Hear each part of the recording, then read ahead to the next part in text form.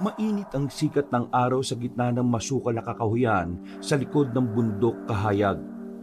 Sa kabila ng sikat ng araw ay tila may malamig na pakiramdam na bumabalot sa paligid. Tahimik na wari ba ay may nagmamasid mula sa mga anino ng punong kahoy. Si Julio, matipunong lalaki na nasa edad 30, ay naglalakad sa unahan. May bitbit na pamalo na gawa sa itim na kahoy ng kamagong. Kasunod niya ang nakababatang kapatid na si Julia, 29, na may dalang supot na puno ng mga halamang gamot. Ang magkapatid ay anak ng yumaong albularyo na si Apo Damiano at babaylan na si Inang Salvia. Lumaki silang magkasama sa bahay na bato sa gilid ng gubat at namulat sa mundong puno ng hiwaga at panganib. Kaya kapag mga ganitong sitwasyon na tila nagbabadya ang hangin ay ramdam kagad ng magkapatid kung may kung ano sa paligid. Nararamdaman mo ba yun, Julia? Pansin mo yung galaw ng mga dahon kahit mahinahon yung hangin? Parang may kakaiba sa paligid no? Oo, kuya. May ibinubulong sa akin ng malumanay na hangin. May sinasabi ang paligid. May nagbubuntis na matinding takot. Isang nilalang ang nangangailangan ng tulong. Magkasabay na napasinghap ang magkapatid na tila ba inaamoy ang hangin. Ilang saglit pa ay biglang tila namuti ang mga mata ng babae. Namana niya kasi ang ganitong kakayahan sa nanay nilang babaylan. Tuwing kinakailangan ay nagkakaroon siya ng kakaibang pangitain o pakiramdam. At hindi nga nagkamali si Julia. Ilang saglit lang pagkatapos nilang mag-usap, ay biglang napalitan ng hiyawan ang katahimikan ng gubat. Narinig na nga nila ang isang babaeng umiiyak at sumisigaw ng tulong. Dun sa bandaron, kuya. Narinig mo ba yung sigaw na yon? Oo, tara, magmadali na tayo. Tumakbo ang magkapatid sa direksyon kung saan nanggagaling ang ingay. Sa isang maliit na umbok sa gitna ng mga puno ay natagpuan nila ang isang babaeng buntis. Duguan yun, nakandusay at halos mawala ng malay. Kagatno ng sariling braso sa tindi ng sakit sa napipintong panganganak. Hindi na nagdalawang isip pa sina Julio at Julia. Lumapit kagad sila sa babae na hindi lang nahihirapan kundi tila ba galit na galit. Nang marinig nila ang sinasabi noon habang nanginginig ay nagkatinginan sila na punong-puno ng pagtataka. Tama ba yung narinig ko, Julia? Isinusumpa niya yung sanggol na ipapanganak niya? Oo, kuya. Tulungan na natin siya. Mamaya na tayo mag-usap. Nararamdaman ko na may kakaiba sa mga sanggol. Mga sanggol? Hindi na umimik muna si Julia. Lumapit lang siya sa hirap na buntis na panganay ang pag-iri. Ibinaba ng dalaga ang kanyang lumang bag at mula roon ay inilabas niya ang banig at mga langis. Madalas kasi silang may dalang mga ganun dahil kung minsan ay nagpapalipas sila ng idlip sa kakahuyan tuwing tanghali. Ale, kalma lang po kayo Ako po si Julia at yung nasa likod naman po ninyo ay kuya kong si Julio. Mga albularyo po kaming dalawa at kami pong tutulong sa iyo. Kaya huwag ka na pong mabahala. Kuya, patulong ako rito! Ha? Oo. Ano bang gagawin ko? Lumapit ka rito. Maghanap ka ng malinis na espasyo. Ha? Sige. Paglapit ang binata, ay nagmamadali na siya sa paghahanda ng ligtas na espasyo habang si Julia ay tinutulungang iluwal ang sanggol.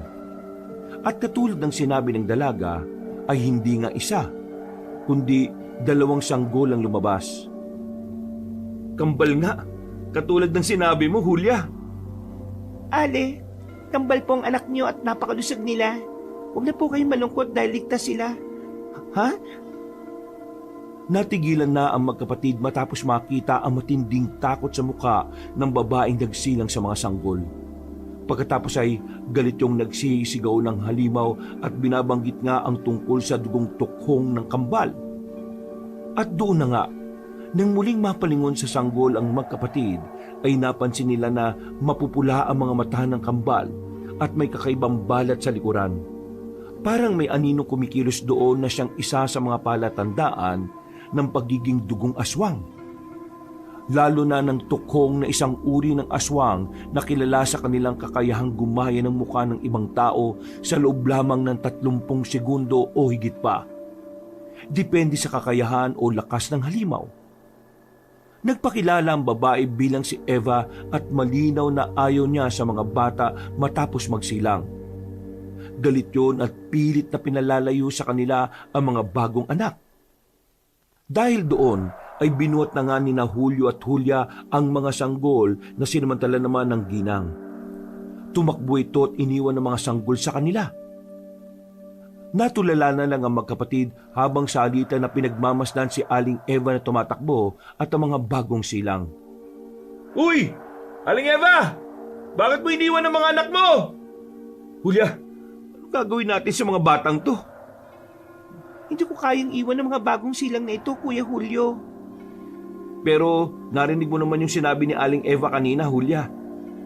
Kaya niya iniwan ng mga sanggol at kaya niya napiling mga anak dito. Intensyon na talaga niyang iwan ng mga bata. Narinig mo naman, di ba, na may dugo sila ng tukhong? Kuya, hindi kasalanan ng mga batang ito na ganito ang dugo nila. Pareho tayong lumaki sa pangunawang hindi lahat ng nilalang ay masama.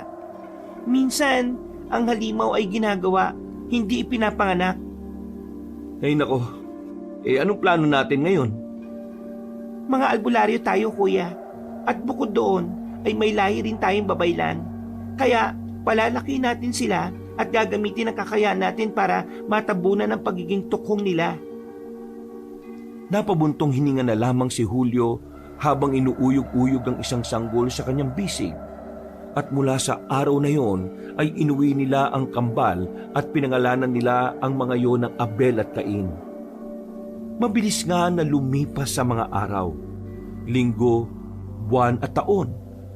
Sa lumang bahay na bato ni na Julio at Julia ay masayang lumaki sina Abel at Cain na parang ordinaryong mga bata. Hindi nila alam ang buong katotohanan ukol sa kanilang pinagmulan. Ngunit alam nilang hindi sila mga karaniwang nilalang. 40 anyos na si Julio at 39 naman si Julia habang ang kambal ay 10 taong gulang na. Sa ilalim ng pangangalaga ng magkapatid na albularyo ay lumaki sina Abel at Cain na may disiplina, respeto at kaalaman sa mga halamang gamot at espiritual na pakikipag-ugnayan. Sa umaga ay tinuturuan sila ni Julio ng pagtatanggol gamit ang mga kahoy na arnis.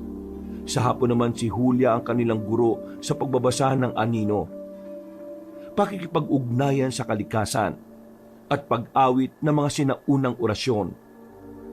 At nang magsimula ang pagdalaw ng katauhang tukhong ng magkapatid, ay isa lang ang palaging pinapayo ni Aling Julia sa mga anak-anakan. Lagi niyong tatandaan at isa sa isip ang palagi namin sinasabi ng Tatay Julio niyo. Hindi tayo tulad ng ibang mga bata. Itanim niyo sa isip niyong hindi kayo mga ordinaryo. Nanay Julia, pwede na po ba naming malaman kung bakit kami hindi ordinaryong bata ni Cain? May dugo kayong hindi natin pinili. Ngunit kayo pa rin ang pipili kung anong klaseng pagkatao ang nanaisin niyong tahakin. Pwede po bang wag nang pumili, Nay? Pwede naman po naming tanggapin kung sino kami, di po ba? May kalayaan man tayong tanggapin ang kung sino tayo, pero dapat timbangin natin ang kung ano ang makabubuti sa atin at makakasama. Nandito kami ng Tatay Julio nyo para gabayan kayo. Kaya wag na kayong mag-alala magmula ngayon. Sa buong 10 taon ay tila naging ligtas na kanlungan ang kabundukan para sa kanila. Ngunit kahit anong husay sa pagkakalinga ng magkapatid na Julio at Julia, kung minsan ay hindi pa rin napipigilan ng kalikasan ng pag-usbong ng katotohanang pilit nilang inililibing at binabaon sa limot. Sa pagsapit ng ika-10 kaarawan ni na Abel at Cain, ay isang kakaibang pangyayari ang naganap at hindi inaasahan to ng magkapatid na albularyo. Habang natutulog ang kambal, ay bigla silang nagising na pawisan. Namumula ang kanilang mga mata at tila may mga imahe ng iba't ibang mukha ang lumabas sa kanilang isipan. Isa-isang sumasagi sa kanilang guni-guni ang anyo ng mga taong nakikita nila sa paligid. Si Mang Tomas ang panday, si Aling Rosario ang mananahi, at pati na rin ang nanay-nanayan at tatay-tatayan nila na sina Julio at Julia.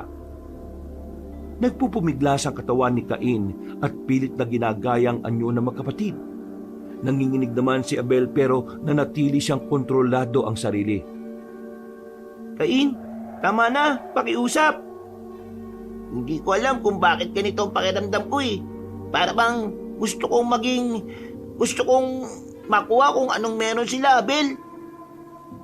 Nagising si Tatay Julio nang marinig ang hiyawan ng kambal. Tumakbo siya at agad nakita ng dalawang batang tila nagbabagong anyo. Bukod doon ay mas malilinaw na ang mga ugat sa kanilang leeg at halos magkabiyak na ang anyo nila. Agad na ginamit ng Ginoo ang isang lumang anting-anting na galing sa isang itim na buto ng isang halaman at itinapat sa noo ng kambal. "Buto ng itim na halaman! Tulungan mo kung mapakalma ang kambal!" Sa isang iglap ay biglang ang kumalma ang paligid. Tumigil ang pagngingit-ngitan ni Cain at napahinga naman ng malalim si Abel habang yakap-yakap ang kanyang kakambal. "Ayos na mga anak. Huwag na kayo matakot dahil nandito na ang Tatay Julio nyo. Halika kayo ritong dalawa." Pasensya na po kayo, Tay. Dinig na dinig ko po na may bumubulong sa akin. May ibang boses po sa utak ko. "Oo, tahan na anak, Cain. Ayos na ang lahat dahil nandito na ako. Kapag naulit pa ang tungkol dito wag na wag niyong pakikinggan ng boses na nag-uutos sa inyong gumawa ng masama, ha?" Masama po ba kami? May tugo po ba ng kasamaang nananalitay sa amin, Tay? Hindi kayo masama mga anak. Ang dugong nananalitay sa inyo ay hindi nyo kapalaran. Kayo ang magtatakda kung sino kayo at hindi yung kasamaan mga anak. Magmula na mangyari yon, ay mas naging mahigpit ang pagtuturo ng magkapatid. Si Abel ay mas madalas nang nag-aaral ng orasyon kay Julia. Naging malapit siya sa kalikasan, sa mga hayop at sa mga espiritu ng lupa. Si Cain naman, kahit na sinusubukang makisabay, ay unti-unting nagiging tahimik. Matalas tumingin at kung minsan ay lumalayo sa ibang tao. Isang gabi, para lang maibsan ang nararamdamang pagkatakam, ay palihim na lumabas si Abel. Pero nasundan siya ni Cain at nakitang nakapatay siya ng kuneho. Dahil doon ay sabay nilang nilantakan ng sariwang dugo at karne ng nasabing hayop. Inilihim nila ito sa mga nakagisnang magulang dahil natatakot din sila. At isang araw, habang papawi si Cain galing sa ilog, ay may narinig siyang sigaw ng batang lalaki. Dahil doon ay itinago niya ang sarili sa damuhan. Mula sa hindi kalayuan ay nakita niyang isang kabataang kaedad nila ng kakambal niya. Walang iba kundi ang apo ni Kapitan Dito na si Adan. Kilala ang nasabing batang malusog sa kanyang pambubuli dahil sa pagiging malaking bulas. Kitang-kita nga ni Cain na sinasaktan ni Adan ng isang batang may deprensya sa paglalakad. Wala kang kwenta. Pilip Pilay, Pilip Pilay. Bakit ba palagi ka nalang pinipilit ng nanay mong makialubilo sa amin? Hindi ka nga makasabay sa paglalakad namin eh. Tapos, sumasali ka pa sa laro naming takbuhan. Sa susunod na makialubilo ka pa sa amin, uupakan na talaga kita. Tinulak ni Adan ang batang may kapansanan kaya naggalit si Cain. Dahil doon ay tila nagdilim ang paningin niya at maya-maya pa nga ay biglang bumilis ang tibok ng puso niya. At bago pa siya makaisip ng tama o mali, ay nakaramdam na siya ng mainit na lakas na tila sumabog mula sa kanyang loob. Sa isang kisap mata ay nag-iba ang anyo ng kanyang muka. Nagaya nga niya ang anyo ng kuneho na napatay nilang magkapatid noong nakaraang gabi. At nagulat din siya sa sarili matapos yung nangyari. Nagulat din si Abel na kadarating lang. Hawig na hawig nga talaga kasi ng kambal niya ang mukha ng nasabing kuneho. Ano to? Ano tong nangyayari sa akin? Bakit ganyan na itsura ng mukha mo, Cain? Naging kawig mo yung kunehong napatay natin? Hindi ko alam. Ayaw ko maging isang halimaw, pero gusto kong saktan si Adan. Anong gagawin natin? Hindi ko alam. Tumakbo si Cain palayo at naiwan ang kakambal niya na nakatingin na lang din kay Philip na tinulak si Adan. Pag-alis ng mapanakit na batang lalaki, ay tinulungan niyang tumayo ang batang pilay at saka niya sinundan si Cain. Kinagabihan, dahil sa nangyari ay hindi tuloy mapakali si Cain. Habang kinakausap niya si Abel ay halata sa hilatya ng kanyang muka ang matinding pag-aalala. Hanggang sa mapansin na sila ng kanilang nanay-nanayan. May problema ba, Abel at Cain? Wala po, Nay. Sige na, sabihin niyo ng mga anak. Wala po talaga. May nakita po kasi kami na batang sinasaktan na naman ni Adan eh. Kaya nagalit po tong si Cain. Tapos, hindi ko rin po alam pero sa galit ko, gusto ko po siyang gantihan sa ginawa niya, Nay eh. Kaso natakot po ko dahil bigla na lang po kong... Basta po, gusto kong gumati at saktan din yung taong yun. Abel, Cain, hindi natin kayang linlangin ang ating mga sarili. Katulad ng palagi namin sinasabi ng Tatay Julio nyo, ang dugo nyo ay may nananalaytay na kakaibang lakas. Ngunit ang kapangyarihan na yan ay dapat na ginagamit nyo sa pagtatanggol at hindi sa pagiganti sa kapwa. Intindihan ko po, Nay. Salamat po sa mga paalala nyo. Ikaw, Cain, nakukuha mo ba ang sinasabi ko, anak? Katulad ng kampal mo, dapat matutunan mo rin ang maging mahinahon sa lahat ng bagay para makontrol mo sa katauhan mo ang dugong nananalaytay sa iyo. Opo, naiintindihan ko po, Nay. Nasabi yun ng maangas na bata, ngunit sa loob-loob niya ay may damdaming tila nagpapasimula ng rebelyon. Maraming tumatakbo sa isip niya habang patuloy na nag-i-encourage ang kanilang ina-inahan. Abel na naman. Bakit laging si Abel na lang ang pinupuri ni nanay at tatay? Bakit pagdating sa akin parang palaging mali ang mga ginagawa ko? Nakakainis na buhay to. Gusto ko lang namang tumulong pero napagsabihan pa ako. Nakakainis.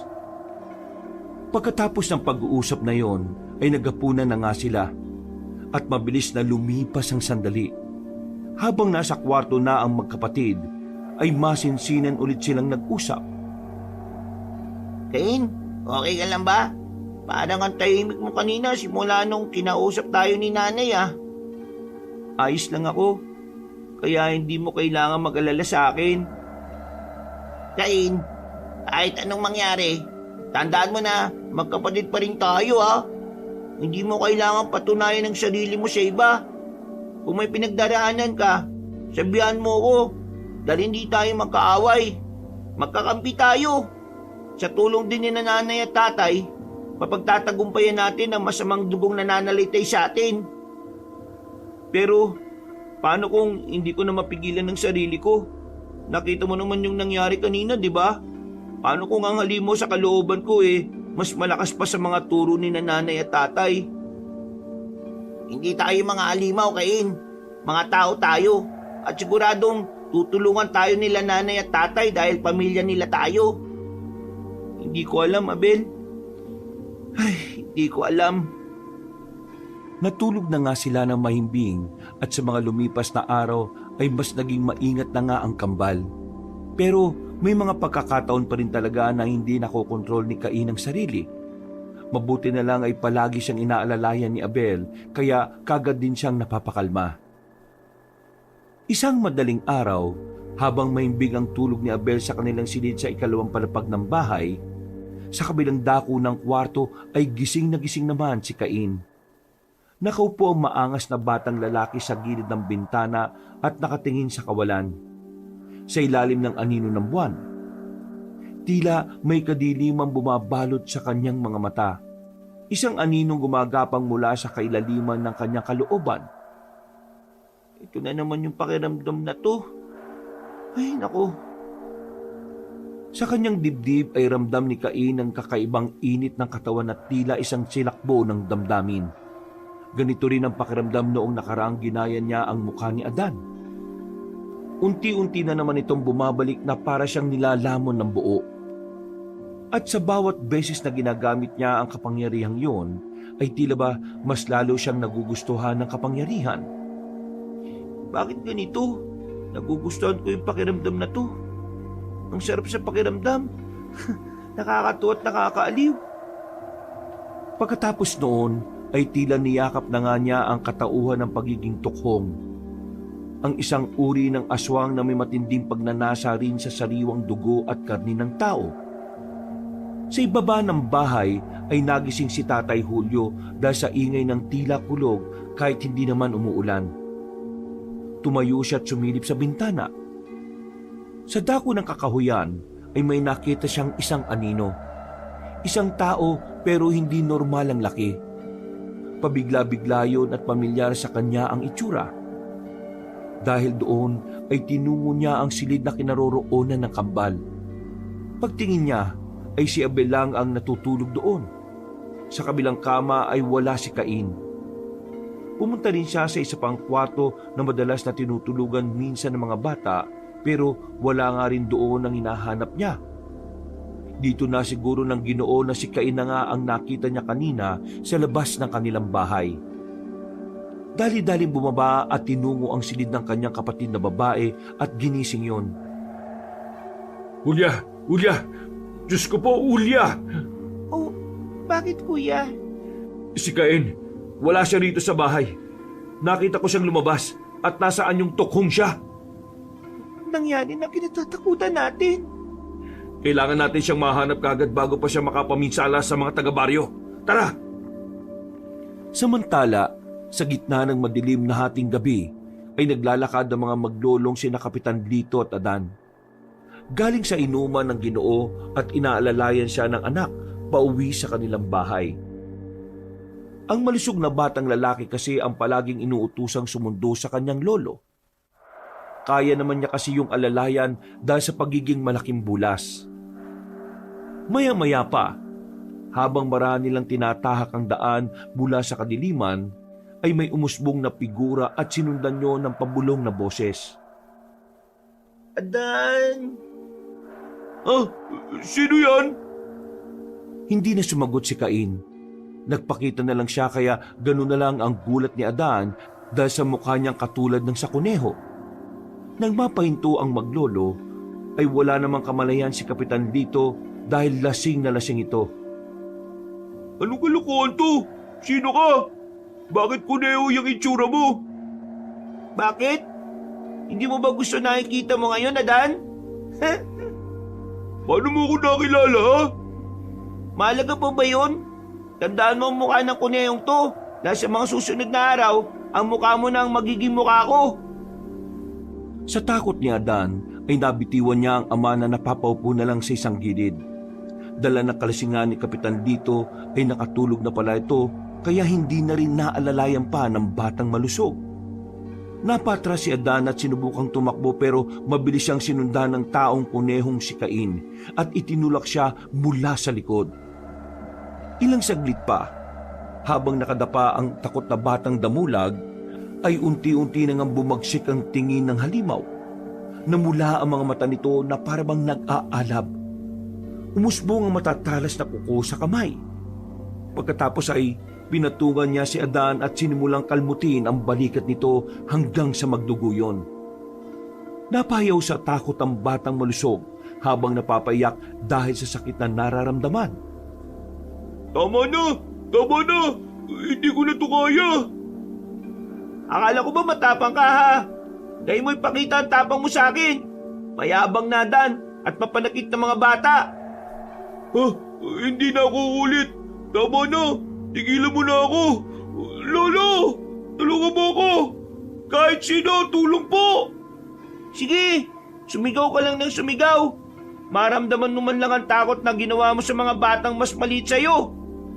Tama na. Parang awa mo na. Halimaw, huwag mo akong papatayin.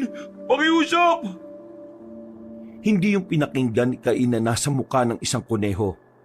Ngumiti lang siya at nang akma ng dadambahin ng kawawang biktima ay eksakto naman ang pagdating ng magkapatid na Julio at Julia. Kasama na nila si Abel na nagulat din sa nasaksiyan. At para di sila makilala ni Adan ay sinuntok ito ng Ginoo na nakatulog.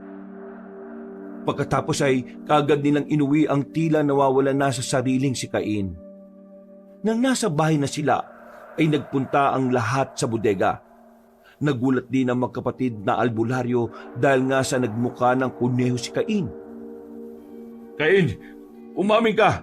Kumain ka ba ng kuneho? Bakit niyo ako pinipigilan? Tuturuan ko ng leksyon ng Adan na yan. Ang tanong ko ang sagutin mo, anak. Para makatulong kami ng nanay Julia mo.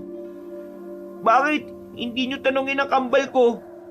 Dahil ba sa nakita niyong ako lang ang nasaan yung kuneho? Ibig sabihin ba nun na ako lang ang pumatay sa hayop na yon?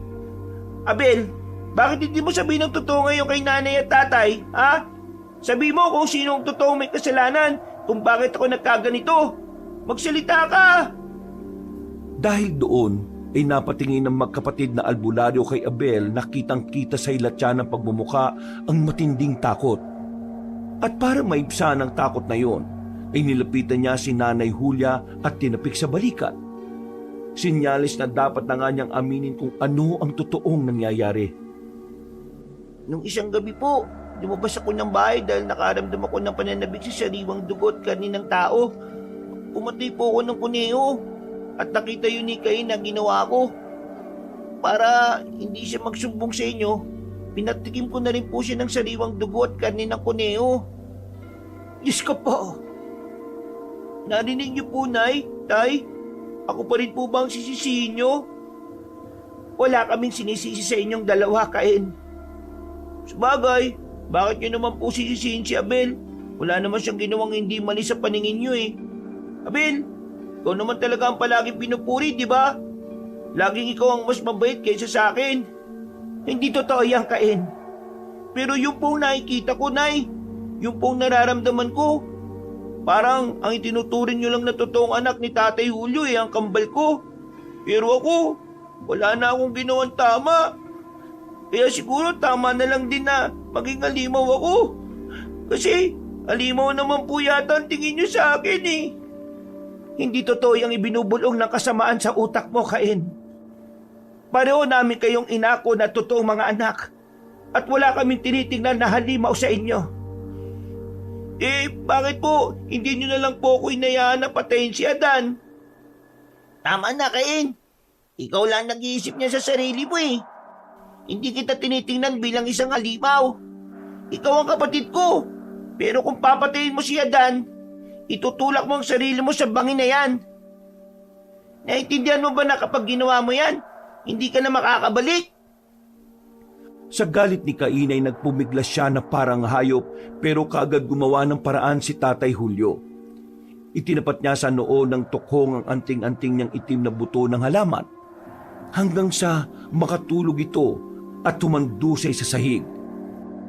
Kagad lumapit sina Aling Julia at Abel sa walang malay na si Cain at unti-unti na nga rin bumalik ang anyo nito sa pagiging tao. Nay, Tay, humingi po ako ng tawad sa nagawa ko. Kung di ko po pinakain si Cain ng sariwang dugo at karne ng kuneho, hindi po ito mangyayari. Huwag mo nang sisihin ang sarili mo, anak. Sige na, matulog ka na rin sa kwarto mo at kami na muna ang bahala sa kambal mo. Sinunod nga kaagad ni Abel si Tatay Julio. Kinabukasan ay mabilis na umugong ang balita tungkol sa nangyari kay Adan. Kaya galit na galit si Kapitan Lito. Pinahanting ng Ginoong halimaw na gumawa ng masama sa kanyang apo. Dahil tuloy doon, ay nabahala rin ng mga taga-baryo at nagsimula ng mga kuro-kuro patungkol sa sinasabing halimaw. Napag-alaman nga ng karamihan na ang tawag sa ganong uri ng aswang ay tinatawag na tukhong. Ang tukhong ay isang uri ng aswang na may kakayahang gayahin ang mukha ng kanilang mga nabibiktima ng 30 segundo o higit pa. Depende sa kakayahan at lakas ng halimaw.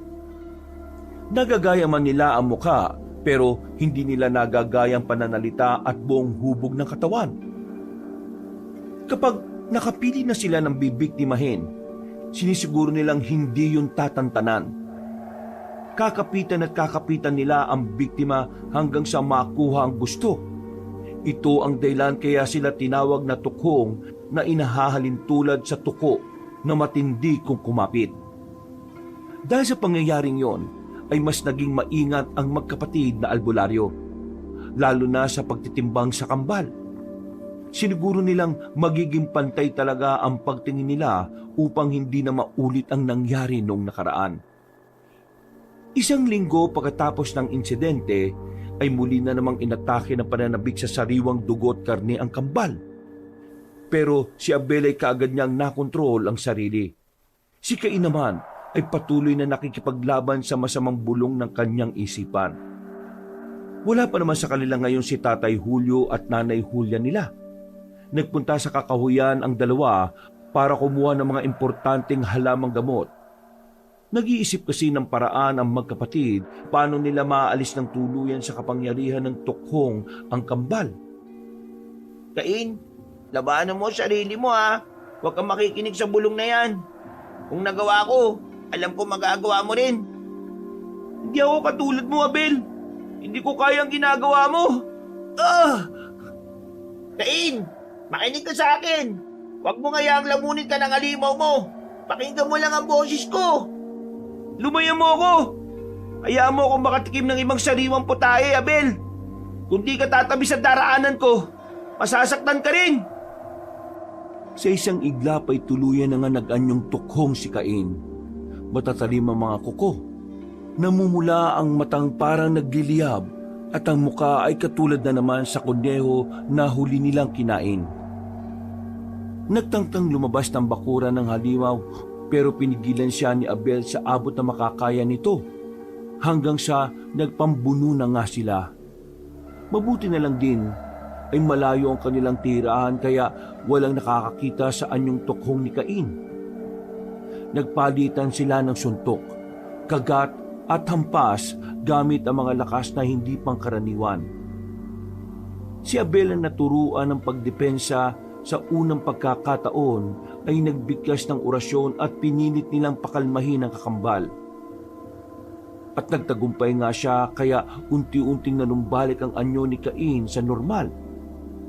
Sabay silang napahiga sa lupa habang umihingal at tila parehong naiiyak. Eksakto rin ang pagdating ng magkapatid na albularyo na naabutan sila sa ganoong sitwasyon. Anong nangyari sa inyo, Abel at Cain? Nakaramdam na naman po kami ng pagkauhaw pero hindi ko na naman nakontrol at dapat talima lang ako ni Abel gamit ang tinurong orasyon ni Tatay Julio. Hindi lang ako may gawa nun, Cain. Tinulungan mo rin ang sarili mo. Tama na, Abel. Huwag mo na pag-anin ng loob ko dahil mas lalo lang ako naiinis sa sarili ko eh. Anak, Cain, huwag mong ilayo ang sarili mo. Tama ang kambal mo. Hindi lang dahil sa orasyon kaya ka nakabalik sa dati. Dahil din yun sa sarili mong kagustuhan. Hindi ko na po alam ang gagawin ko. Paano kapag nalaman ni Kapitan dito na ako ang gumawa ng ganun sa apo niyang si Adan? Siguradong madadamay din po kayo ni Tatay Julio. At siguradong hindi na nila kami tatanggapin dito sa baryo. Ipagtatabuyan nila kami. Bago pa mangyari yon, ay aalis na tayo rito. Hindi ba, Kuya Julio? Ha? Ano? Sumang-ayon ka na lang. Oo. Tandaan nyo to, Abel at Cain. Kahit saan man tayo magpunta, ay palagi nyong bitbit ang karunungan, ang pananagutan, at ang pag-asa na balang araw ay maiintindihan rin nila na hindi lahat ng may dugong aswang ay isang halimaw. Kung minsan ay mas halimaw pa ang laman ng isip at ginagawa ng isang tao kaysa sa itsura ng isang aswang. Dahil sa tumitinding paghihigpit sa baryo, kaya naging tama rin naman ang desisyon nila na umalis pansamantala roon. 1:30 ng madaling araw, sa gitna ng malamig na hangin at hamog ng kagubatan, Nakatayo silang apat sa labas ng lumang bahay na bato. Ito na kasi marahil ang huling sandali na tatanawin nila ang kinagis ng tahanan. Binitbit ng magkapatid na Julio at Julia ang lahat ng maaari nilang madala sa pag-alis. Mga halamang gamot, anting-anting, mga aklat ng sinaunang orasyon at mga kagamitan sa panggagamot. Si Abel at Kay naman ay tahimik lang na nakasunod sa kinagis ng mga magulang. Naglalakad sila sa likod ng karitong hinihila ni Ginoong Julio. Tay Julio, Nay Julia, patawarin niyo po ako ha. Alam ko pong dahil sa akin kaya kailangan niyo pong iwan ang lahat ng kinagisnan niyo po rito sa baryo. Hindi ikaw ang dahilan, Cain anak. Ang totoong dahilan ay ang takot at ang takot ay hindi laging may katwiran. Hindi lahat ng paglayo ay pagtakas. Minsan, ito ay para sa pagkatao nating kailangan ng kagalingan at kapayapaan. Babalik pa po ba tayo sa lugar na ito? Hindi natin alam at walang makakapagsabi. Siguro kapag umupa na ang tensyon at paghahanap nila sa tukhong. Delikado si Kapitan dito, lalo na kapag nalaman niya ang sikreto niyong magkapatid. Baka po mas lalo lang silang maginala dahil sa pag-alis natin. Wala na kaming paki ni Kuya Julio tungkol sa bagay na yon. Mas importante sa amin ay ang kaligtasan niyong dalawa. Salamat po, Nay Julia, Tay Julio. Habang binabagtas nila ang bakuran ay nanahimik na muna silang apat at ganun din ang paligid. Ang gabi ay tila nakikisimpatya sa kaganapan dahil kahit ang kuliglig ay hindi nagpapansin ng gabi. Para silang kinakain ng katahimikan. Pagdating nila sa paanan ng bundok, tumigil si Julio at lumingon. Sa pagkakatanda niya kasi, ay doon nila nakita ang Nanay Eva ng kambal na nag-iwan sa kanila. Dito nagsimula ang lahat sa lugar na ito. Ano pong ibig niyong sabihin, Tay? Wala yan, Abel. Katulad ng sabi ng Nanay Julio nyo. Katulad ng sabi ng Nanay Julia nyo. Babalik din tayo rito sa baryo sa tamang panahon.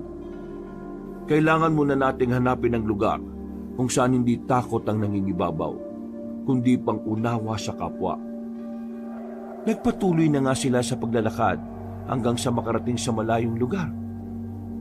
Nagpahinga muna sila sa isang abandonadong bahay at doon nga ay napanaginipan ni Aling Julia ang tungkol sa baryo.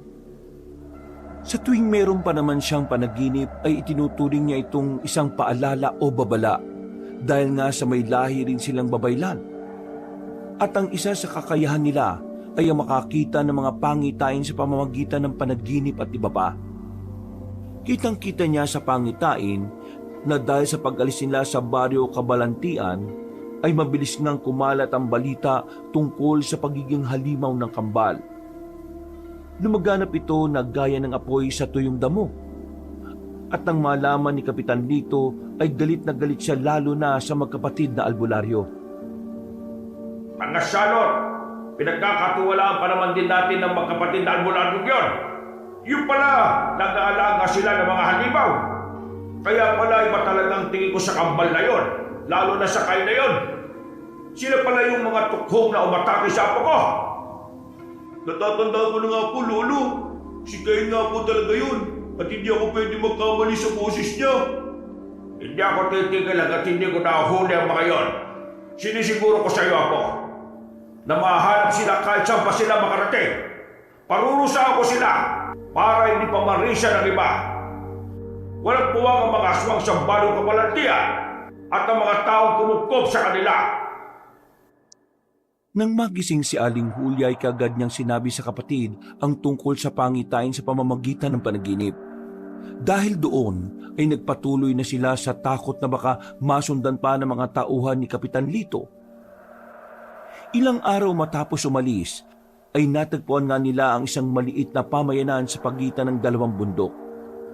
Katulad sa baryo Kabalantian ay payapa, tahimik at walang masyadong tao rito. Tinanggap sila ng isang matandang babaylaan na si Aling Sabel na dati nang kakilala ng kanilang ina. Muling nagsimula ang buhay nilang apat bilang isang pamilya. Sa bagong lugar ay nagturo ng paggagamot si Julio at si Julia naman ay naging tagapayo ng mga ilang buntis. Si Abel ay tumutulong-tulong sa mga hayop at pananim sa bukid. Ngunit si Cain ay nanatiling tahimik. Lagi siyang naupo sa gilid ng ilog at pinagmamasdan ng tubig na animoy sa lamin ng kanyang sarili. Abel, paano kung hindi ko na kayang lamig sa loob ng pagkatao ko? Anong ibig mo sabihin, ha? Nakakaramdam ko na naman ba ng pananabik sa sariwang karne at dugo ng tao? Hindi naman. Pakiramdam ko lang, simula nang umalis tayo sa Barrio Cabalantian, parang nanlamig na yung puso ko. Kaya natanong kita kung paano kung hindi ko na makayanan itong lamig na nararamdaman ko. Hindi natin kailangan na laging mainit ang puso para maging mabuti. Minsan sapat na ang hindi natin hinahayaan ang lamig na tuluyang manalo. Ang lalim naman ng mga sinabi mo. Kaya nga, parang hindi tayo mga 10 taong gulang kung mag-usap, no? Wala ba yung pambatang usapan naman? Ewan ko nga rin ba, masyado tayong nagiging senti. Sobrang payapa kasi sa lugar na to eh. Hindi ko na maiwasang mapaisip talaga.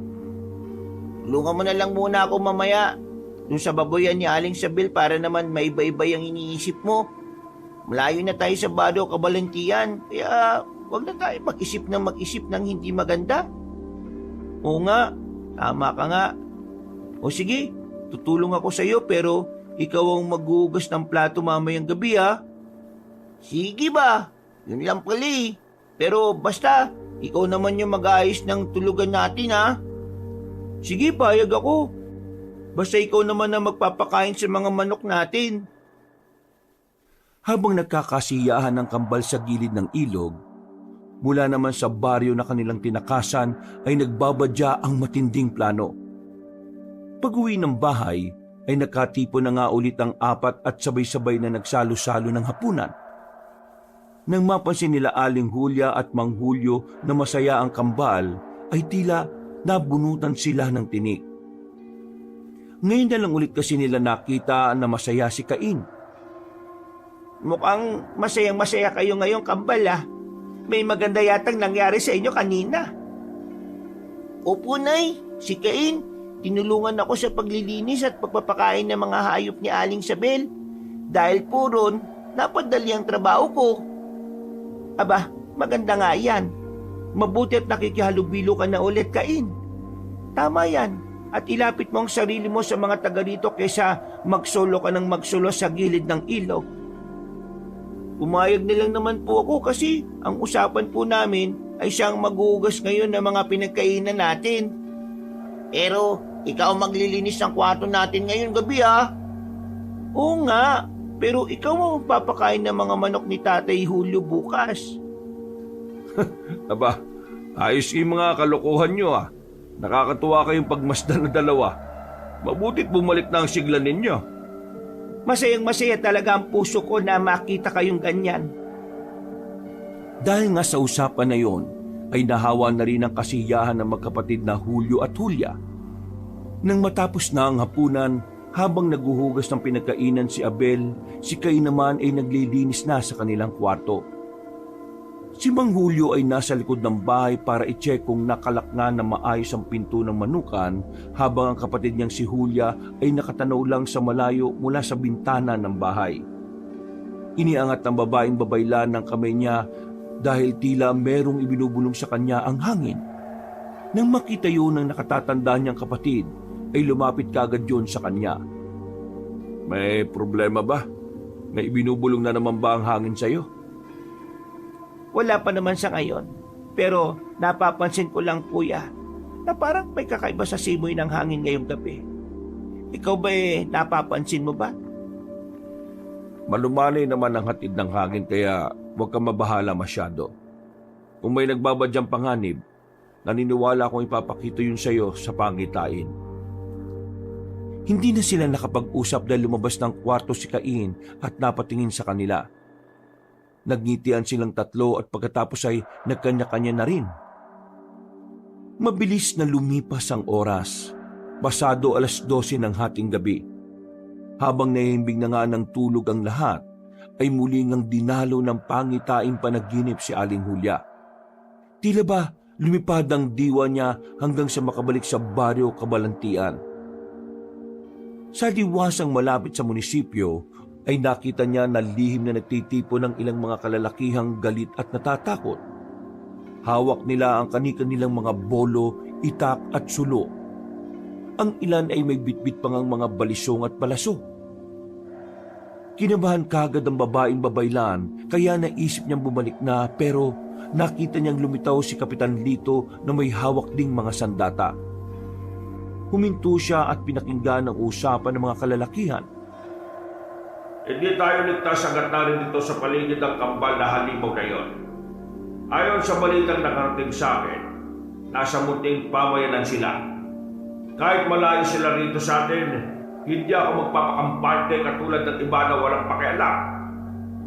Kung nasaktan ng tukhog na yon ng apo ko, hindi malayong masaktan din nila ang mga mahal nyo sa buhay at ng iba pa. Huwag tayong paloko sa awa at huwag nating hintayin na may anak tayong mapahapak. Siguradong doon sila mag-asik ng lagim sa munting papayanan. Kaya dapat silang mapigilan. Sumang-ayon ng mga kalalakihang naroon kaya nagpatuloy sa pagsasalita ang Ginoo. At para sa kaalaman niyong lahat, mga kasama, ang maalamat na aswang na tukhong ay may kakayahan daw na gayahin ang itsura ng huli nilang biktima. Isipin natin mabuti ito. Paano kung yung isa sa mga mahal natin sa buhay ang nabiktima niya at gagayahin niya ang mukha nito sa susunod niyang pag-asik ng lagim? Papayag ba kayo mangyari ang ganon? Hindi, di ba? Kaya habang hindi pa nahuhuli ang lahat, gumawa na tayo ng aksyon. Magtungo tayo sa munting pabayanan para masupil ang kambal na tukho. Ang lahat ay sumang-ayon sa nais ni Kapitan Lito. Kahit si Adan na tahimik lang na nakaupo sa isang gilid ay nakisang-ayon din sa bugso ng damdamin ng mga galit na tao. Nang masaksihan niyo ni Aling Hulya ay dali-dali siyang bumalik sa kanyang katauhan. Pagbangon ay pawis na pawis siya at punong-puno ng pag-aalala dahil sa mga narinig. Ilang saglit pa ay nakarinig siya ng mga nagmamadaling yabag hanggang sa sumulpot sa pintuan ng kwarto niya si Mang Julio. Kitang-kita matinding pag-aalala sa mukha nun. Ano nangyari, Kuya Julio? Sa unang pagkakataon ay nanaginip ako ng masama. May masamang binabalak si Kapitan dito laban sa kambal. Huwag naman sana magyari. Nagpaplano na nga silang pumunta rito sa munting pamayanan, Kuya. Anong ibig mong sabihin? Nakita at narinig ko sa pamamagitan ng plano nila. Ngayon lang mismo. Anumang oras mula ngayon ay pupunta na sila rito. Kung ganon, ano pang hinihintay natin? Gisingin mo na si Abel at Cain para makapag-alsa balutan na tayo. Kahit saan tayo magpunta, susundan at susundan tayo ng mga iyon, Kuya. Kailangan na natin silang harapin.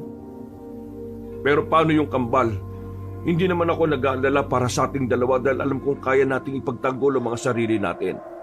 Nag-aalala ko kay Abel lalo na kay Cain. Poprotektahan natin sila, Kuya. Ano pong nangyayari, Nay, Tay? Naalimpungatan po kayo sa mga boses niyo eh. Natigilan na sa pag-uusap ang magkapatid na albularyo nang makita nila sina Abel at Cain na sumulpot naman sa likuran ni Mang Julio. Hindi kaagad na makapagpaliwanag ang Ginoo, kaya humirit na si Cain dahil narinig niyang binanggit ang pangalan nila. May problema po ba, Nay, Tay? Narinig ko po na binanggit niyo yung pangalan namin ni Abel eh. Kanino niyo po kami poprotektahan? At bakit? Wala yun, anak. Nalaman na po ba ni Kapitan Lito kung nasaan tayo nagtatago? Kung ganun po, handa po kong harapin sila para humingi po ng tawad sa nagawa ko kay Adan. Pero kung hindi po sila papayag, sa palagay niyo po ba, Nay, Tay, kung tatanggapin ko po ang pagiging tukhong, matitigil na rin po ba ang lahat ng ito? Hindi niyo kailangang tanggapin ang pagiging halimaw para lang maunawa ng mga tao ang pagkatao niyong dalawa. Tandaan niyo na mahal namin kayo ng Tatay Julio niyo. Kahit na sino pa kayo, hindi mahalaga ang iisipin ng iba. Pero bakit po aalis na naman tayo sa lugar na ito? Hindi tayo aalis, di ba Kuya Julio? Ha? Oo. Hindi tayo aalis at paghahandaan natin ang pagdating nila. Sama-sama natin silang haharapin, mga anak. Pagkatapos ng pag-uusap na yon, ay bumalik na ang lahat sa pagtulog. Kinabukasan ay pinaghandaan nga ng magkapatid na albularyo ang pagdating ng mga taga-baryo Kabalantian. Pero lumipas sa mga araw ay wala pa ring sumulpot. 3 araw at gabi pagkatapos ng mga pangitain ni na Aling Hulya at Mang Julio, patulog na sana sila ng tila may bumasag sa katahimikan at kapayapaan ng gabi. Magkasabay na napabalikwas ng bangon ng kambal matapos nilang maramdaman ang mga tunog sa palibot ng kanilang bakuran. Ilang saglit pa ay dumating sa silid nila ang magkapatid na albularyo. Ano pong mga ingay na naririnig namin sa labas ng bahay? Nay, Tay? Nandito na sila mga anak. Kaya huwag kayong gagawa ng ingay masyado. Dahil siguradong kapag nakarinig sila ng kahit na anong tunog na gawa ng tao, siguradong yayarihin nila tayo. Nang sumilip si Mang Julio sa maliit na siwang, ay nakita nga niya sa labas ang mga kalalakihan ng baryo Kabalantian.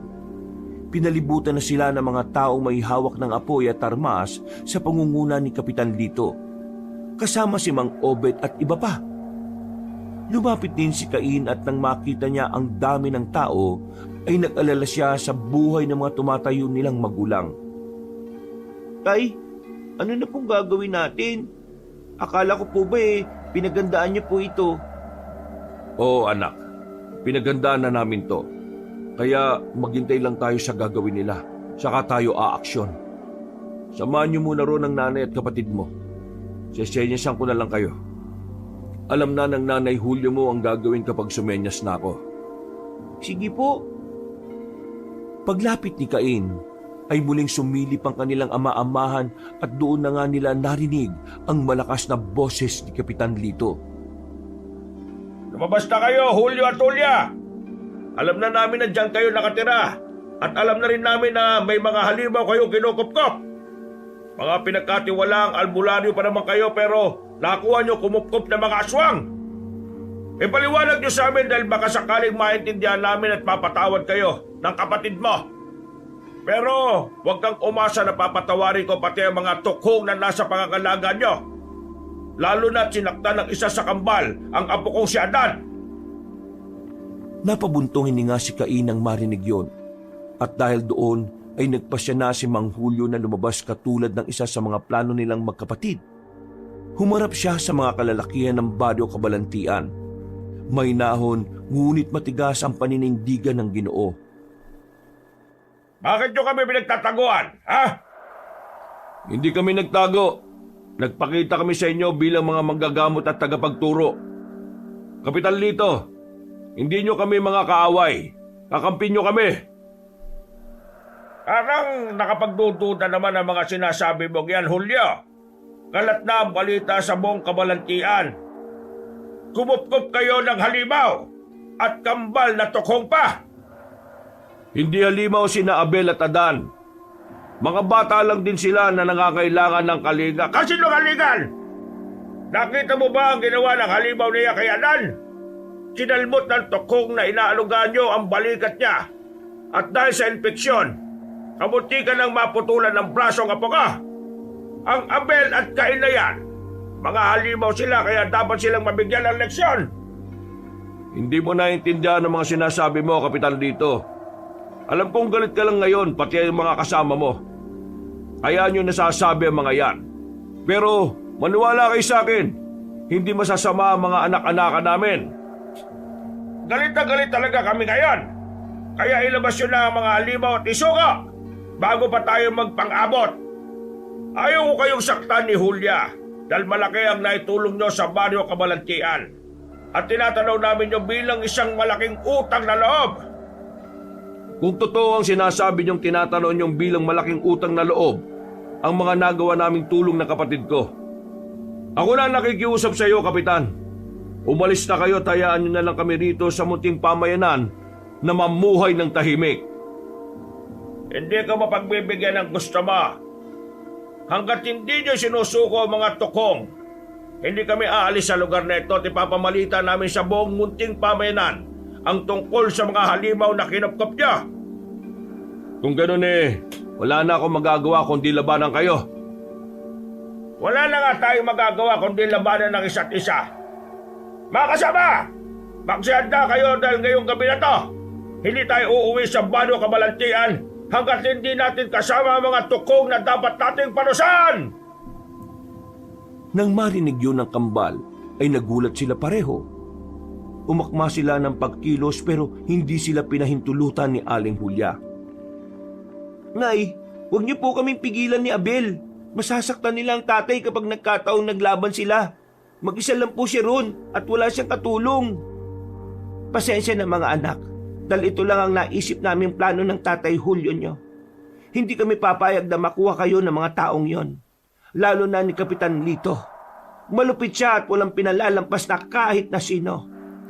Yun na nga po, Nay Kung wala tayong papalampasin kahit sino, bakit pa namin kailangan magtago ni Abel? Kayang-kaya po namin ang mga sarili namin, lalo na po ako. Hindi po ako papayag na masaktan nilang tatay. Kahit pigilan niyo pa ako ngayon. Hindi na nga nagpapigil si Cain sa kanyang inainahan.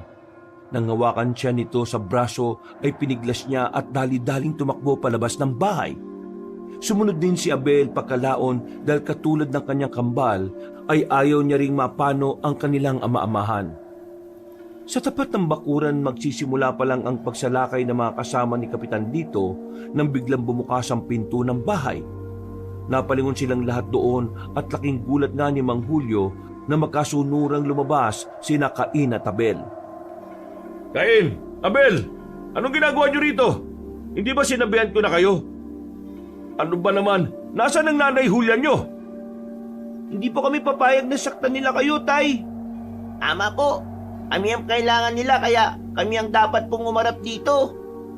Hindi niyo alam ang sinasabi niyo. Ay naku naman mga anak, dapat makinig na lang kayo sa amin ng nanay niyo.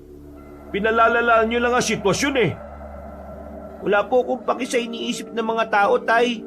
Kung sasaktan nila kayo, ako makakarap nila at hindi ako magdadalawang isip na gumanti. Unti-unting nagbago ang kulay ng mga mata ni Cain, pero kinokontrol niya pa rin ang sarili na hindi magpalit ng anyo bilang isang tukhong. Nang makita ng mga tao ang pamumula ng kanyang mga mata, ay nahintakutan ng mga yon. Wala pa man siyang ginagawa, ang ilan ay nasisindak na. Pero ang isang kagaya ni Kapitan Lito na matindi ang galit sa halimaw, si Mang Obit na dali-daling tumakbo palapit kay Cain.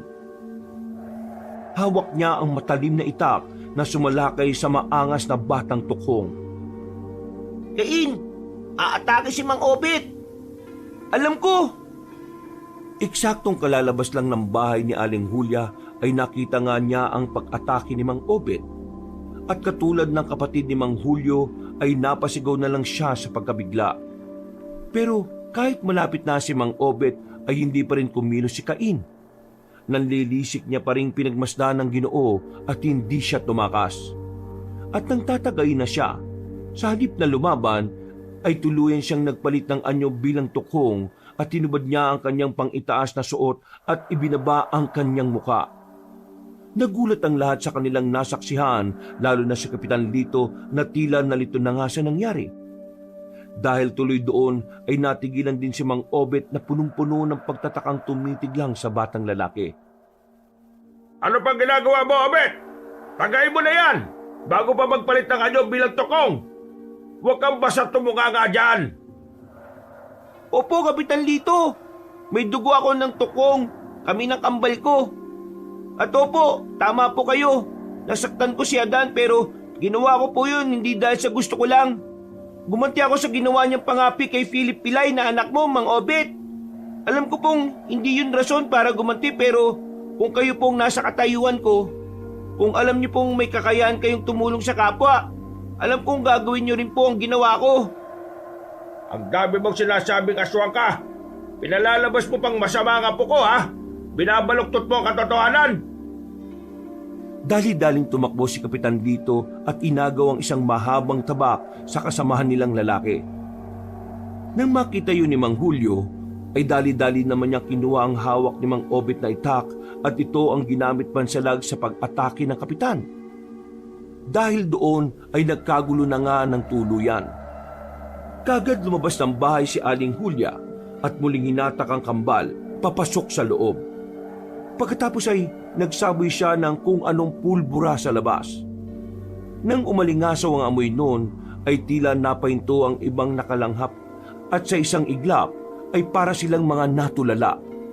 At dahil alam na ni Kapitan Litong tungkol sa mga ganong bagay, kaya dali-dali siyang nagtakip ng ilong habang nakikipaglaban kay Mang Julio. Pagsitakip kayo ng mga ilong niya! Huwag kayo magpapaniwala sa aswang na yan! Kung napalabas niyang masama ang apo ko, maaari niya rin gawin niya sa mga mahal niya sa buhay. Ang mga kampo ng Diablo ay magaling magpaikot sa tao, kaya bibilugin din nila ang mga ulo ninyo. Huwag kayong maniwala sa mga kasinungalingan nila. Hindi ko pinalaki sinungaling ang mga anak ko. May katigasan sila ng ulo pero ni isang beses ay hindi nila kayang gumawa ng kasinungalingan. At hindi sila mga kampo ng Diablo. Mga kasama, naririnig niyo ba ngayon ang sinasabi ng magaling na albularong si Julio? Kahit sila magkapatid ay napaikot ang mga tukong na ito. Siguradong nasa ilalim na rin sila ng kapangyarihan ng mga aswang. Kaya sugurin niyo na sila sa loob. Bilisan niyo! Dahil sa mga sinabi niyo ni Kapitan Dito, ang mga natitirang hindi nakalanghap ng sinaboy ni Aling Julia ay kagading nagtakip ng ilong. Sumulakay sila sa loob na hindi na napigil ni Mang Julio dahil patuloy silang nakikipaglaban. Julia! Umalis na kayo ng mga bata! Bilisan niyo! Mula sa loob ng bahay ay narinig ni na Aling Julia, Abel at Cain ang sigaw na yon ni Mang Julio. Nay, wag po nating iwan ng tatay. Wala tayong magagawa mga anak. Kailangan na nating umalis dito. Hindi po ako papayag, Nay. Balikan po natin si tatay. Wag na matigas ang ulo mo, anak. Cain, gusto mo bang mapahamak tayong lahat dito? Pero Nay, wala nang pero-pero. Magmadali na kayo. Doon sa likod ng bahay. Bilis! Wala na ngang nagawa ang kambal kundi sumunod sa sinasabi ng kanilang ina-inahan.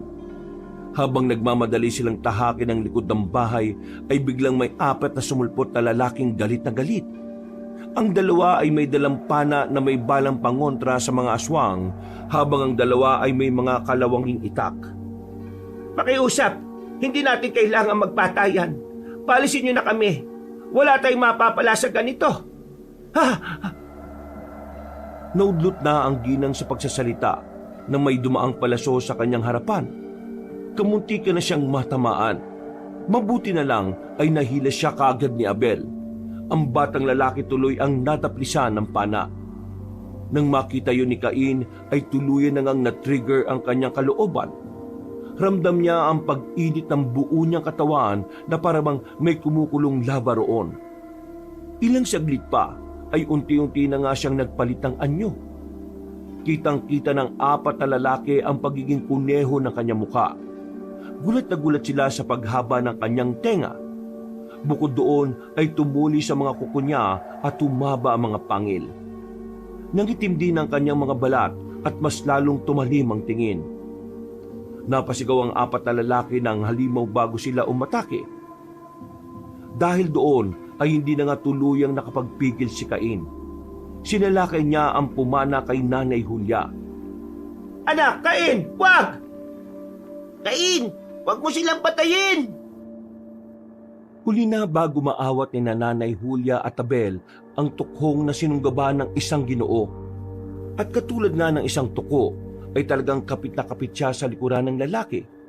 Kahit anong pagpupumiglas noon ay hindi siya bumibitiw hanggang sa sakmalinan niya sa leeg. Sumirit ang masaganang dugo kasabay ng pagsigaw ng lalaking unti-unti ring nangisay. Dahil doon ay umatake na ulit ang 3 pang natitira. Ang isa pang may pana ay umatake pero ginamit ni Cain na pansalag ang kanyang biktima. Nang bumitaw siya roon, ay natapyas ang balat ng lalaki na kagad dumandusay sa sahig habang nangingisay-ngisay. Sige, Subukan niyo pang sumalakay. Iisa-isahin ko kayong lahat. Anak, tumigil ka na. Huwag na anak, tama na. Huwag kang mananakit ng mga tao. Kapag pinagpatuloy mo yan, mamamayanin na ng tuluyan ng sakatauhan mo ang tukhong. Nay, papatayin po nila kayo ni tatay eh. Kaya hindi po ako papayag na mangyari yon. Tatanggapin ko po ang pagiging tukhong ng buong buo. Maprotektahan lang po kayo. Isang pana na ang tumama sa likurang hita ni Cain at nang lingunin niya yon ay tumakbo na ang lalaking may gawa. Nagalit siya ng gusto at mabilis na tumakbo papunta sa kinaroroonan ng gumawa nito sa kanya. Naabutan niya ang lalaki sa isang gilid at na-corner niya ito. Ang lakas ng loob mong kutong lupa ka. Sinubukan pa ng lalaki na muling umatake, pero sinunggaban na siya ni Cain at walang kaabog-abog na binali ang ulo sa kakinagat sa leeg. Sumirit na naman ang masaganang dugo na tumaga sa buong katawan ng lalaking walang buhay. Pagkatapos nito ay nagpatuloy pa siya sa pagnatngat ng leeg ng biktima. Tila ang uhaw na nararamdaman ng kalooban niya ay mas lalong nabuhay. Mas nahayok siya sa sariwang dugo at karne kaya nilantakan na niya ng husto ang biktima. Ang sarap ng pakiramdam. Natatakam ako. Naaliw ako sa sariwang dugo at karne. Gusto ko pa! Gusto ko pa! Hindi na niya namalayan na nabiyak na niya ang hanggang dibdib ng kawawang biktima. Napahintulang siya nang makita ang sariling refleksyon sa harap ng lumang salamin doon sa kwarto. Nabitiwan niya ang patay na katawang humandusay sa sahig at napatras hanggang sa mapasandal sa bintana. Para siyang natauhan sa mga nangyari at bumalik sa sariling wisyo. Ano na naman itong nagawa ko? Diyos ko po! Natigilan siya at napatingin sa patay na katawan ng lalaki. Nang muli niyang tingnan ang sarili sa salamin ay mas lalo siyang natakot. Dahil bukod sa pagiging tukhong ay tila naliligo na siya sa sariwang dugo. Nang magawi naman ang tingin niya sa bintana, nakita niya sa labas na patuloy pa rin ang tatay Julio niya sa pakikipaglaban kay Kapitan Lito at sa isa pang lalaki na hindi pamilyar sa kanya. Tatay! Kailangan ko siyang tulungan! Anak! Cain! Madali ka rito! Ang kapatid mo! Dahil sa sigaw na narinig niya sa bandang kusina, ay dali-dali na nga muna siyang tumakbo doon. Naabutan niya si Aling Julia na inaalalayan si Abel na tila nanghihina. Nasa unahan ng dalawang mahal niya sa buhay ang dalawa pang lalaki na may hawak ng mga kalawanging itak. Ano po nangyari kay Abel? Yung dumaplis na pana sa kanya kanina, may lason. Nang sabihin niyo ng ginang ay saka na nga rin naramdaman ni Cain ang epekto ng lason ng pana na tumama sa likod ng kanyang hita. Biglang doble ang kanyang paningin pero hindi niya ininda ang mga yon dahil kailangan niyang mailigtas ang mga mahal niya sa buhay. Pakiusap, paalisin niyo na kami. Mamamatay dito ang anak ko. Mamamatay si Abel. Hindi nakinig ang dalawang lalaki. Umabante pa rin sila kaya pinilit naman ni Cain ang sarili na umatake. Nagawa niyang pabagsakin ng isang lalaki pero hindi na ang pangalawa. Nanghina na rin kasi siya kaya nagulat din si Aling Julia. Cain, ano nangyayari sa iyo? Natamaan din po ako, Nay. Ng pana. Tuluyan na rin bumagsak si Cain pero kumpara kay Abel na tila hinanghinana, siya ay kaya pa naman makagalaw. Sinubukan niyang pigilan ng isang lalaki pero hindi na niya nagawa. Sumugod na yon sa kanila at sa pag-aakalang masisilo na siya ay biglang sumulpot naman si Mang Obet. Laking gulat nila mag-ina nang pukpukin ng Ginoo ang lalaking aatake sa kanila. Nawalan yun ng malay na humandusay sa sahig. Pagkatapos noon ay nagsabi nga ang Ginoo na umalis na sila. Nagpasalamat din yun dahil sa pagliligtas ni Cain kay Philip Pilay na anak ni Mang Obet.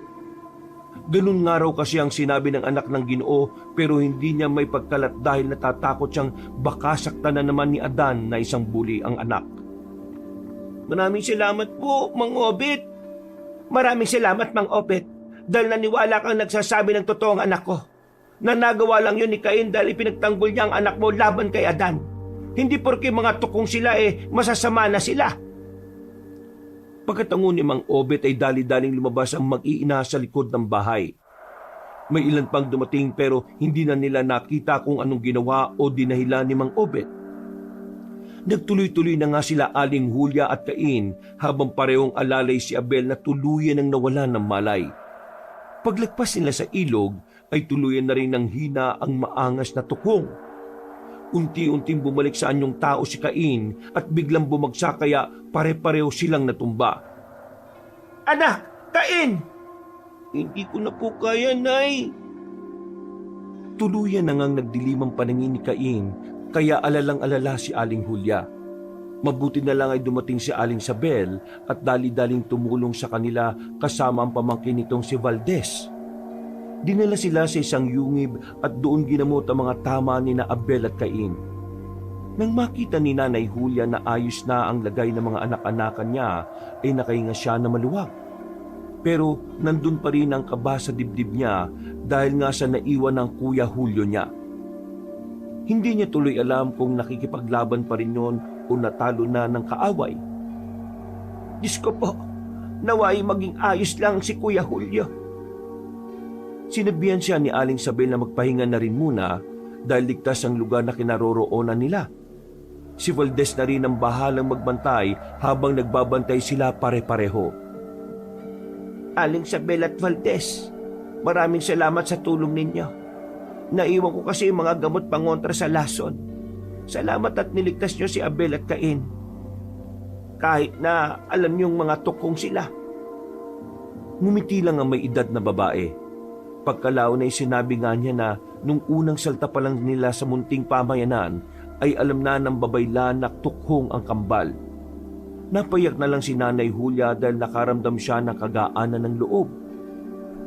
Bago umalis si Aling Sabel ay nag-iwan siya ng ilang mga gamit para makatulong sa kanila kung sakaling may mangyari. Naiwan din muna roon si Valdez para magbantay sa kanila. Mag-iingat kayo, Aling Sabel. Dahil baka pati ikaw madamay sa gulo. Ngiti lang ulit ang tinugon ng ginang bago lumabas ng yungib. Ininom din muna ni Nanay Hulya ang isang botelyang garapon na iniwan sa kanya at pagkatapos noon ay bigla na lang din siyang nakatulog. Ilang saglit pa ay muli na naman siyang dinalaw ng kung anong panaginip o pangitain. Nakita niya sa isang malawak na bulwagan na nakatayo si Kuya Julio niya, si Cain at Abel. Kaharap ng tatlong lalaki ang mga taga-Bado Kabalantian, nakitang-kita ang takot at paghuhusga sa mga mata. Bago nyo kami usigin, alalahanin nyo sana kung paano ko kayo tinulungan laban sa peseng na nanlanta sa mga pananim at mga alagang hayop nyo rito sa baryo. Bago nyo kami pag-isipan ng masama, alalahanin nyo sana kung paano kayo tinulungan ng kapatid kong si Hulya kapag nagkakasakit kayo. Hindi kami naniningil o nanghihingi sa inyo.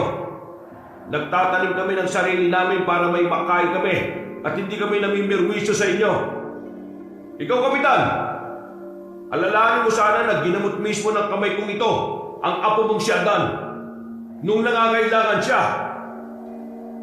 Hindi kami mga masasamang nilalang. Katulad nyo rin kami, Adan. Mga bata lang din kami. Katulad din kami ni Philip na natatakot din kaya tigilan niyo na po sana pag-uusig sa amin. Opo, mga tuko kami. Mga aso na itinuturing niyong mapanganib at delikado. Halimaw man po kami sa inyong paningin o sa labas na kahanyuan, pero dito po sa kalooban namin, mga batang natatakot lang din po kami at naghahanap ng kalinga ng isang pamilya. Natagpuan po namin ang pagmamahal na iyon sa katauhan nila Nanay Hulya at Tatay Julio. Huwag niyo po silang usigin dahil lang sa amin.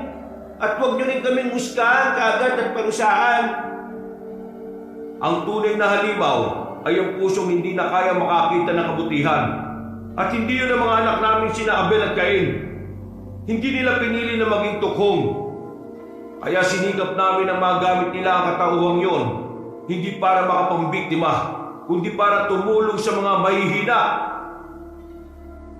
Dahil sa sinabing yon ni Mang Julio, ay tila naantig ang mga puso ng mga nakikinig na taga-baryo.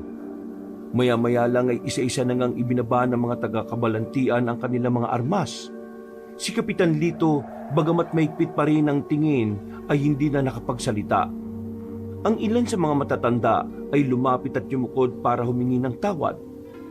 Nangunan na nga si Mang Obet, Mang Tomas at Aling Rosario. Tinanggap na magkakapatid ang paghingi ng tawad ng mga taga-baryo at ikinatuwayo ni Aling Hulya habang nakatingin sa malayo. Naiyak si Cain at napaluhod pati ang kanyang kambal, sapagkat sa unang pagkakataon ay nakaramdam sila ng totoong kapayapaan ng puso. Pakitain ba ito, Panginoon? Kung ganun po magandang pakita ito kung totoong mangyayari. Pagdilat ng mga mata, ay doon lang din napansin ni Aling Hulya na lumuluha na rin pala siya. Pagkapunas niya ng mukha ay napansin niya sa bukana ng yungib si Valdez na nakatayo pa rin. Pagkuwan ay bumaling siya ng tingin sa kambal na nahihimbing pa rin ng pagtulog. Kumusta na kaya si Kuya Julio? Anong oras na ba? Lumapit siya kay Valdez at doon na nga rin niya nakita na magbubukang liwayway na. Nagkausap pa sila ng binata patungkol sa ilang bagay at sinabi nga nun sa kanya na huwag mag-alala. Nirirespeto nga raw sa munting pamayanan si Aling Sabel, kaya hindi siya dapat mangamba sa katauhan ng mga kinupkup niyang tukhong. Kung sakali man daw na malaman ng tagaro ng tungkol sa totoong katauhan ni na Abel at Cain, ay wala pa rin namang magbabago. Hindi katulad sa Baryo Kabalantian. Dito sa munting pamayanan ay malalim ang pangunawa ng namumuno patungkol sa mga hindi pangkaraniwang nilalang. Hindi pala kami nagkamali ng lugar na pinuntahan. Pero nakakalungkot lang isipin na kami pa ang nagdala ng kaguluhan sa payapang lugar na ito.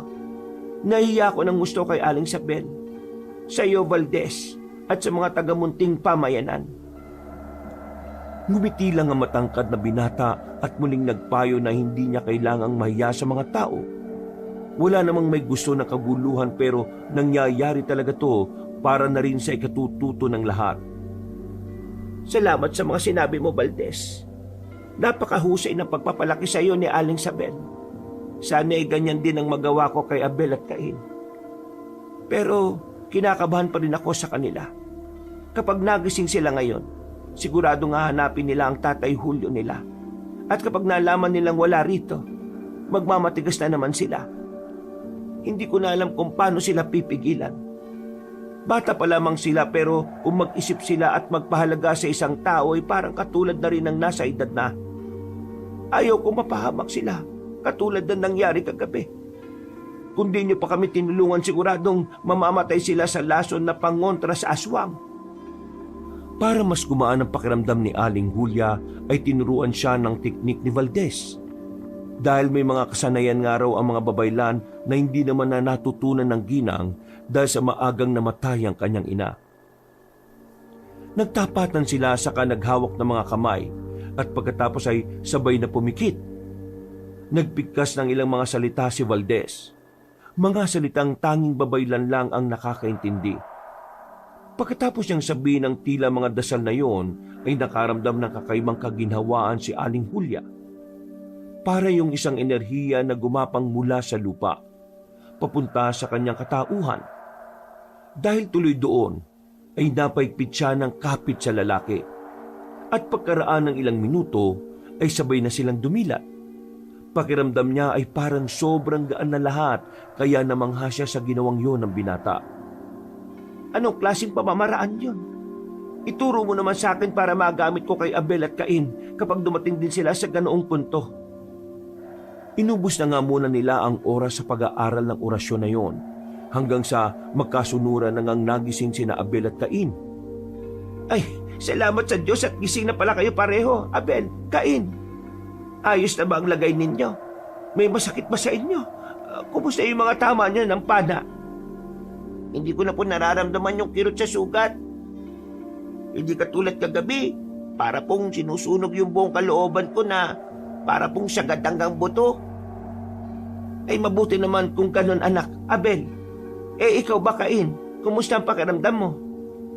Hindi ko na rin po nararamdaman yung matinding init na parang sinusunog yung kaluluwa ko. Wala na rin po yung kirot sa sugat. Pero mabigat na lang po yung ulo ko. Opo, ako rin po. Side effect yan ng panlunas na ginamit sa inyo ni Aling Sabel. Salamat talaga tinulungan nila tayo ng Kuya Valdez ninyo. Magpasalamat kayo sa kanya dahil siya ang nagbantay sa ating tatlo habang natutulog tayo rito sa iyong ip. Dahil sa sinabing yun ng ginang ay biglang nagkatinginan ng kambal. Halata sa hilatya ng pagbumukha nila ang pagtataka at naramdaman na nga kagad ni Aling Julia na magtatanong ang mga yon patungkol kay Tatay Julio. Nay, nasaan po ba si Tatay Julio? Bakit tatlo lang po tayong naiwan dito? Uli ko siyang nakita kagabi. Kalaban niya si Kapitan Lito at saka yung isang lalaking di ko kilala. Habang naiimbing tayo dito, siguradong naghihirap si Tatay Julio. Kaya dapat na natin siyang balikan. Sinubukan tumayo at maglakad ni Cain, pero biglang nanghina ang kanyang katawan kaya bumagsak siya kaagad. Mabuti na lang ay mabilis siyang naalalayan ni Valdez at binalikan sa pinagkakahigaan. Mga anak, Abel, lalo ka na Cain. Huwag kayong magpadalos-dalos ng desisyon. Nakita niyo naman kung paano tayo atakihin ng mga yon. May mga pangontra sila laban sa inyo. Kung aatake kayo roon ulit, paano na lang kung mas matinding pangontra na ang gamitin nila sa inyo? Baka hindi na kayo maisalba ng mga halamang gamot at bigla na lang kayong malusaw katulad ng ibang aswang. Wala po kong pakinay. Sinabi ko na po, di ba, kagabi, yayakapin ko na po ang pagiging tukhong ko para maprotektahan po kayo ni tatay. Kung nandito lang po ako nakaupo at nagpapahinga, paano ko po magagawa yun? Babalik po ako sa Bado Kabalantian at iisa-isahin ko sila hanggang hindi nila binabalik si Tatay Julio. Sasama ako sa iyo, Cain. Yayakapin ko na rin ang pagiging tukhong ko. Maprotektahan ko lang po kayo, Nay Julia, pati na rin po si Tatay Julio. Kung ganon, tara na! Tatayo pa lang ang kambal pero dali-daling lumapit sa kanila si Nanay Julia at ginamit kaagad ang orasyon na natutunan niya kay Valdez. Pasensya na kayo mga anak, pero hindi ko kayo hahayaan na magpunta roon ng hindi nag-iisip. Paginawain niyo muna ang mga sarili niyo at ang makabawi kayo ng mga lakas. Naging epektibo naman ito kagad kaya kahit papaano inakahinga sila na maluwag. At sinamantala na nga ng ginang ang pagkakataon kaya kagad siyang nagpaliwanag. Abel, Cain, ang totoo niyan hindi ko rin alam kung ano na ang nangyari sa Tatay Julio ninyo. Umaasa lang ako ngayon sa pagbabalik ni Aling Sabel na merong may hahatid na magandang balita sa atin. Bakit ganito po ang pakiramdam ko, Nay?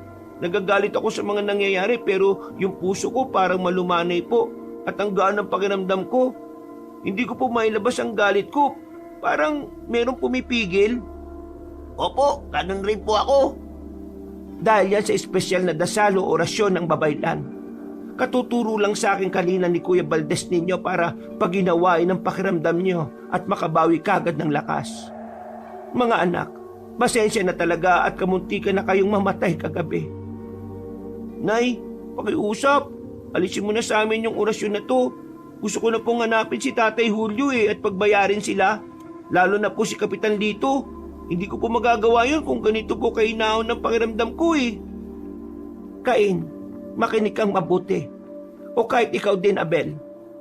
Magtiwala lang tayo sa Tatay Julio ninyo. Nakalimutan nyo na yata na meron siyang anting-anting na hawak. Ang buto ng itim na halaman. Hindi basta-basta matatalo ang Kuya Julio ko. Kumpara sa akin mas hasa siya sa pakikipaglaban. Hindi niyo siya dapat alalahanin. Hindi ko naman po talaga inaalala si Tatay Julio Dahil po alam kong kayang-kaya niyang sarili niya. Pero po, si Kapitan Lito at yung lalaking mukhang kriminal, sigurado pong hindi sila gagawa na mabuti o lalaban ng patas Natatakot po ako na baka, ayaw ko po sanang sabihin pero baka patayin nila si tatay. Hindi ko po mapapatawad ng sarili ko kapag nangyari yun nang wala akong ginagawa. Makinig kayong mabuti. Hindi ko nakikita sa pangitain ko na mapapatay nila si Kuya Julio. Sa katunayan yan kabaliktaran ang nakita kong pangitain. Ipakikita ko sa inyo ang pangitain na yon. Lumapit na ang babaeng babaylan sa kanyang mga anak-anakan at kinuha ang tig-isang kamay ng mga yon. Inutusan niyang pumikit ang dalawa at nang masigurong nagawa na ang bilin niya ay pumikit na rin siya. Kapangyarihang ipinagkatiwala sa akin ng mga ninunong babaylan. Humihingi ako ng katitig na lakas sa mga mabubuting elementong naririto sa yungib. Tulungan niyo nawa akong maipakita kay Abel at Cain ang pangitaing ipinagkaloob niyo sa akin. Sa isang iglap ay tila nabalot na matinding katahimikan ng paligid. Nanatili ang tatlo na magkakahawak kamay habang si Valdez naman ay nakatingin lang sa kanila mula sa bukana ng yungib. Ilang saglit pa ay muling bumalik ang ingay ng paligid. At doon na nga isa-isang bumulusok sa isipan ni na Abel at Cain ang magandang pangitain na dumalaw kaninang madaling araw kay Aling Julia. Pagkabitiw ng mga kamay nila ay para pareho na silang naluluhan ng tahimik. Totoo po ba yun, Nay? Ni isang beses, Abel, hindi pa pumapalya ang pangitain ko. Nangyayari at nangyayari to kaya ngayon hindi na rin ako nangangamba talaga. Hindi pa rin po tayo dapat magpakampante. Mapapanatag lang po ko kapag nakita ko na si Tatay Julio. Kaya parang awa niyo na po, Nay. Puntahan na po natin siya. Natigil na ang usapan nila nang sumenya si Valdez at pagkatapos ay humahangos na dumating si Aling Sabel. Lumapit nga kaagad doon si Nanay Julia para itanong kung ano ang nangyari. Ayon sa matandang babaylan, ay natalo nga raw si Tatay Julio ni na Kapitan Lito at ng kasama nito na isa rin palang albularyo. Kinilala ang lalaki na si Catasio na gumagamit ng itim na kapangyarihan. Ipinamalita na nga rin daw sa buong munting pamayanan ang pagiging tukhong ng kambal. Pero sa kabutihang palad ay walang pumansin kay Kapitan Lito. Kaya dahil doon ay dinala nila si Mang Julio pabalik sa baryo ng Kabalantian at nag-iwan ng mensahe sa magkapatid na tukhong. Kung gusto pa raw nila nang makitang buhay ang kanilang tatay-tatayan, ay isuko nila ang kanilang sarili. Nang marinig yun ni na Abel at Cain, ay nabagabag nga sila pero hindi pa rin nila magawang makapagwala dahil nga sa orasyon ng babaylan na magpakalma ng kalooban. Kasama niya palang bayarang albularyo na yon. Hindi nakapagtataka kung bakit malakas ang loob ni Kapitan Lito na labanan at lusubin kami. Kaya rin pala may mga pangontra sila laban sa mga aswang. Dahil doon ay pinaalalahanan silang mag-ina ni Aling Sabel. Nakikita rin kasi ng ginang na kayang gawin ni Kapitan Lito ang mga babala niya. Dahil doon ay nag-isip nga sila ng mainam na gagawin bago bumalik sa baryo Kabalantian. Sa tulong na rin ni Aling Sabel at ng pamangkin nitong si Valdez, ay nakagawa sila ng mabisang plano. At bago sumapit ang 2:00 ng hapon, ay nilisanan nila ang munting pamayanan. Nagpasalamat din sila sa magtiyahin na babaylan na hindi na sumama pero nagpadala naman ng mga gamit na makakatulong sa kanila. At mabilis na lumipas ang oras. Eksaktong 6:00 ng gabi ay narating nila ang bukana ng baryo Kabalantian. Para hindi sila makita ng mga tao ay sa liblib na kakawayan sila dumaan. Napahintulang ang ginang nang muli niyang makita ang puno kung saan noon iniwan ng kambal ng Nanay Eva nila. May problema po ba, Nay? Napapagod na po ba kayo? Hindi naman. Siguro magpahinga muna tayo rito. Kailangan ko lang magnilay-nilay para matuntun ko ang kinaroroonan ni Tatay Julio ninyo. Habang ginagawa ko yon, maging mapagbantay kayo. Pakiusap, lalong-lalo na sa iyo, Cain. Wag na wag muna kayong aalis nang walang pahintulot ko, ha? Opo. Pumwesto na nga sa isang gilid si Nanay Julia at mabilis siyang nag-meditate. Wala pang halos 1 minuto nakatawid na ang diwa niya at dali-daling nilibot ang buong baryo. Nakita nga niya sa tanggapan ng baryo sina Kapitan Lito na pinagagalitan si Mang Obet matapos itong patakasin si Julio. Pareho kayo ng anak mong pilay. Wala kayong silbi. Ang magbantay na nga lang ang gagawin mo pinatakas mo pa yung tao. Pinatakas niya si Kuya. Maraming salamat sa iyo, Obet. Nagtuloy-tuloy nga si Nanay Julia dahil nakita niya rin na nagpahanda na ng mga tao ang kapitan para hanapin ang kuya nitong nakatakas. Nandun din si Katasyo na nagbibigay ng mga panlaban sa mga tutugis sa kanyang kuya. Akala mo basta-basta ka lang makakalayo, Hulya? Hindi ako papayag na hindi makaganti sa mga tukhong na yon. Hawak niya ang isang espesyal na gulok na pinahida ng katas ng talumpunay. Ayon pa kay Katasyo, isang hampas lang ay siguradong mamamatay kagad ng aswang.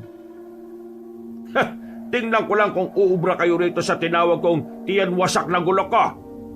Magpakita na sana kayo ngayon para masubukan ko na kung gaano to ka-epektibo. Kitang-kita nga ni Nanay Julia mula sa kabilang diwa kung paano bitbitin ng Ginoo ang delikadong sandata.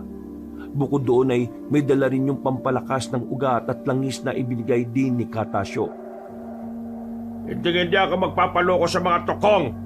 At kung hindi kayang tapusin ng batas ang banta ng mga kagaya nila, pues ako ang gagawa. Kailangan ko na talagang mahanap ang Kuya Julio para makaalis na kaming lahat dito. Delikado ang mga bata sa sandata ni Kapitan. Ilang saglit pa ay nakita na nga ni Aling Julia ang nawawalang kapatid. Si Mang Julio ay nasa ilalim ng punong balete na malapit sa dati nilang bahay at nagsusunog ng insenso ng kalmahan. Alam kasi ng Ginoo na may paparating na hindi maganda kaya ito kinokontra. Ramdam niya ang panganib sa hangin, maging sa tila buntong hininga ng kagubatan. Umalis ka na dyan, Kuya! Parating na si Kapitan Lito at ang mga tauhan niya! Bakit ka pa kasi nagpunta dyan? Hindi ka nalang umalis ka agad! Napalingon sa gawin niya si Mang Julio na parabang nakita siya kahit hindi naman. Pero tila dinig at ramdam ng Ginoo ang presensya ng nakababatang kapatid. Hulya, nandito na kayo ng mga bata. Umalis na kayo dahil mapapahamak sila Abel at Cain. Bigla siyang tumayo bitbit ang lumang kahoy na tungkod.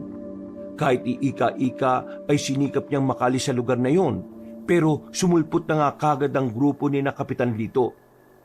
Dahil doon ay dali-daling bumalik si Aling Julia sa kanyang katauhan. Nagulat naman ang kambal pagkakitang tila nag-aalala ang mukha ng kanilang nanay-nanayan. Nay, nakita niyo po ba kung nasaan si Tatay Julio? Oo, nakatakas siya pero naabutan siya nila Kapitan Lito. Nay, sabihin niyo na po sa amin kung nasaan ang tatay. Makakatulong po kami sa kanya.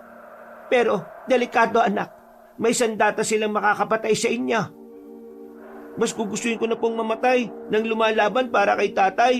Kaysa po sa ganito, sabihin niyo na po. Dahil kahit hindi niyo po sabihin, aalis pa rin po ako dito at hahanapin sila.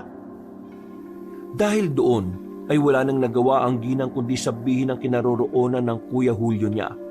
Pero bago magpunta ang kambal doon ay pinaalalahanan muna sila ng ginang. Babalik ako sa dati nating bahay at kukuha ng iba pang panlaban. Yung mga binigay sa inyo ni Aling Sabel, gamitin nyo na kagad at inumin. Magmadali kayo't iligtas ang Tatay Julio niya. Makita na lang tayo ron mamaya. Pagkatango ng magkapatid ay wala na silang sinayang na oras. Sabay na nga silang nag-anyong tukong at dali-daling tinungo ang kinaroroonan ni na Tatay Julio at Kapitan Lito. Naabutan nilang nagtutunggali na ang dalawa at talatang dihado ang kanilang tatay-tatayan dahil may mga galos na rin to sa katawan. Lumabas kagad sila para depensahan ng Ginoo. Samantalang natuwa naman ang kapitan nang makita sila. Nagpakita rin kayo sa wakas, mga tokong! Ha! Masusubukan ko na ang bangis itong ibinigay na sandata ni Katasyo. Umada ka na sa ginawa mo sa tatay ko. Matitikman mo ang galit ng isang tukong. Sige, sugod! Hindi ko na hayaan na sirain ang lahi ninyo kinabukasan ng baryo. Ikaw mismo ang sumira sa baryo nyo. Mabilis na sumalakay ang galit na tukhong at hindi na yun napigil ni Mang Julio. Dahil na rin siya nanghihina na siya. Nagulat na nga lang din siya nang buhatin siya ni Abel at dalhin sa ligtas na lugar habang nagsasagupa sina Cain at Kapitan Lito. Anak, Abel, bakit pa kayo nagpunta rito? Siguradong papatayin kayo ng taong yan. Hindi po mangyayari yun, Tay. Aaminin ko po na natatakot din ako, pero may tiwala po ako sa pangitain ni Nanay Julia. Bumalik lang po siya sa dati nating bahay para kumuha namang iba pang gamit. Maiwan ko na po kayo rito at tutulungan ko lang si Cain. Hindi na nakatugon ang Ginoo dahil mabilis na nawala si Abel na parang bula. Pagbalik niya sa labanan ay may katulong na si Kapitan Lito sa pakikipaglaban kay Cain. Kaya tumulong na rin siya. Sumugod si Kapitan Lito at ibinagsak ang itak. Mabilis na umiwas si Cain na kinakalmot pa sa mukha ang Ginoo. Si Abel naman ay sinipa ang isa pang katulong ng kapitan at tumalsik yon. Saka nagpagulong-gulong hanggang sa mawala na ng malay tao. Magkakasunod pang umatake si Cain hanggang sa mabitiwan ni Kapitan Lito ng kaunti sa hawak niyang sandata pero mabilis din na bumawi. Mamamatay na kayo mga pesteng aswang kaya! Ikaw ang peste sa sariling damdamin dahil sarado kang mag-isip. Nagpalitan sila ng matitinding atake. Si Kapitan Lito kahit pagod na ay mabilis pa rin at agresibo. Halatang sanay na sanay siya sa pakikidigma. Subalit si Cain, bagamat bata pa ay mas nauuna pa yatang panghinaan ng lakas. Pero walang nagpaawat sa kanila.